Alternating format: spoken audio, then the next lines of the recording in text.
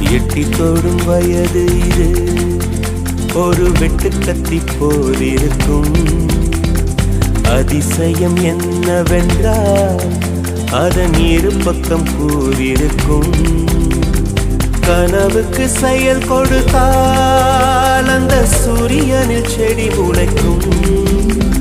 புலன்களை அடக்கி வைத்தால் தினம் புது புது சுகம் கிடைக்கும்.